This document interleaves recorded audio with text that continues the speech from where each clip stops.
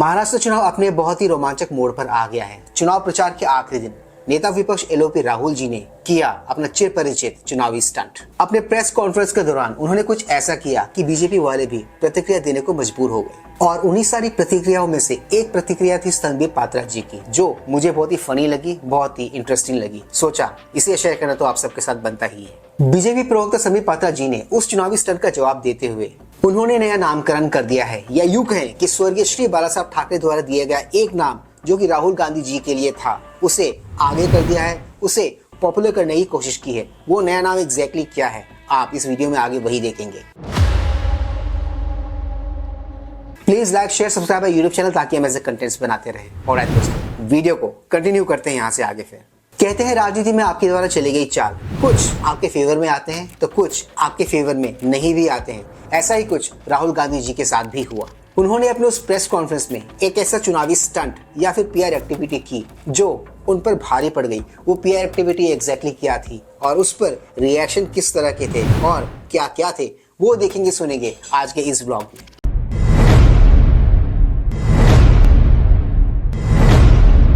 Rahul Gandhi and his party often have made comments which are insensitive, offensive sometimes to the Hindu community.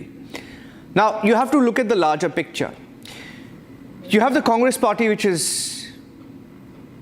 almost crawling to get the Muslim vote. You had the Telangana Chief Minister Revanth Reddy who went to Maharashtra today and asked for votes, saying that they were... इस देश की majority का consolidation Rahul Gandhi, Congress और कुछ चमचों के लिए सरदर्द बना हुआ है। उन्हें समझ में ही नहीं आ रहा कि इस कंसोलिडेशन को तोड़े कैसे।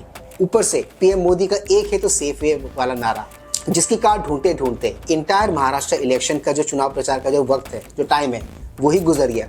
मगर इनको आखिर तक समझ में नहीं आया कि इसकी कार्ड एग्जैक्टली है क्या। ये बेचारे उस हद तक बौखला गए कि चुनाव प्रचार के आखिरी दिन इनको मजबूरन ये चुनावी स्टंट करना ही पड़ा। और ऐसा सिमिलर स्टंट आपने पास में भी अरविंद केजरीवाल और शीला दीक्षित जी के केस में देखा ही होगा दिल्ली में। will bring in a Muslim quota like they have done in Telangana. And Hindu unity, which has been advocated by the Prime Minister, he has mocked the Hindu unity call. It's not about Adani. It is not about Adani. It is not about Ambani. It is not about anything else. It's about Hindu unity. Because this was about Hindu unity and Rahul Gandhi has mocked it. Take a listen at what he said. मुझे ऐसा क्यों लगता है कि जितना ये इस किस्म के स्टंट करेंगे उतना इस देश की मेजोरिटी कंसोलिडेट होगी। जितना ये नरेंद्र मोदी बीजेपी को गाली देंगे उतना ही ये सत्ता से दूर खिसक जाएंगे। और इस किस्म का उठाया हुआ इनका हर कदम, इनका हर स्टेप, इनका हर चुनावी स्टंट या फिर पीआर स्टंट इनके ही अगेंस्ट जाने वाला है। गार्ड बांध दो ये बात। ये जो जमीन है, जो लोग धारावी में रहते हैं उनकी जमीन है, वो उस पे सालों से रह रहे हैं, वहां पे वो काम करते हैं, स्मॉल और मीडियम बिजनेसेस का हब है। धारावी को कन्वर्ट करने में दूसरी भी इश्यूज हैं। मैंग्रोव्स की जो जमीन है वो छीनी जा रही है। Those who do not know, Dharavi redevelopment project ये वो प्रोजेक्ट है जो अडानी जी को उद्धव सरकार के काल में ही मिला था। उद्धव ठाकरे जी ने अपने सीएम होते हुए ये प्रोजेक्ट उनको दिया था।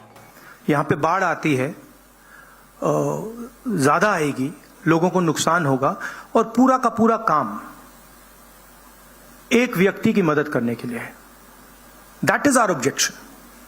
Our objection is that it is unfair, it is being done, the entire political machinery is being twisted to help one person. And let's also... एक बात तो माननी पड़ेगी, इनको ऐसा लगता है इस देश का हर एक नागरिक उसके माथे पर सी लिखा हुआ है। उनको इंटरनेट का एक्सेस है नहीं और वो सच का पता नहीं लगा पाएंगे कि अडानी जी को ये प्रोजेक्ट कैसे मिला और किसने दिया। और अगर अडानी जी से इनको इतनी दिक्कत है तो कांग्रेस शासित राज्यों में अडानी जी के प्रोजेक्ट या इन्वेस्टमेंट्स क्यों ले रहे हैं? ये इनको तो नहीं लेना चाहिए। हालांकि ये भी एक सच है जो ये आपको नहीं बताएंगे। Tell you that there are different reactions coming in and different political leaders are responding to this. It's not about Adani, it's not about Ambani, Rahul Gandhi, of course, has used the Adani-Ambani card for the longest time against the Prime Minister. It's about the Hindu unity call, which was said first by the Chief Minister of Uttar Pradesh, Yogi Adityanath, repeated by the RSS and a few other leaders who essentially are saying Hindus must vote or rather stay united. Anchor ने ये बात एकदम सही कही, एकदम ठीक कही है कि इनके पास एक है तो सेफ है नारे का, कोई तोड़ कोई काट नहीं है। और जो नारा और जो नैरेटिव इसको अपोज करने के लिए इस काउंटर में ये लोग देने की कोशिश कर रहे हैं या फिर दे रहे हैं, वो उतना इफेक्टिव नहीं है। सिंपल लैंग्वेज में उसे क्या कहते हैं, जी हाँ, इनके नारे को ट्रैक्शन नहीं मिल रहा है। एंड टू बी ऑनेस्ट, ये बात ये भी अच्छे से जानते हैं कि इनके दिए हुए काउंटर नैरेटिव या फिर काउंटर नारे जो भी थे वो किसी काम के नहीं है, वो किसी काम इनके आ नहीं रहे हैं, इसीलिए ये बौखलाए हुए हैं। और इनकी बौखलाहट साफ साफ झलकती है, साफ साफ दिखती है जब ये इस किस्म के कोई स्टंट करते हैं। And must stay as one. That was the Hindu unity call. And he's mocked the Hindu unity call by making it about Adani. Take a listen to the different reactions that are coming in. ये असली poster तो ये है, क्या है तिजोरी के अंदर? ये मोटा माल जो गांधी परिवार ने लूटा है वो है तिजोरी के अंदर, और तिजोरी के बाहर ये accused number 1 National Herald case, Bofors case और रॉबर्ट वाड्रा जी पर जमीन घोटाले का आरोप, इस किस्म के कई सारे संगीन आरोप गांधी परिवार पर लगते रहे हैं और लगे हुए हैं। इनमें से कुछ मामलों में ये लोग कॉन्विक्ट भी हैं।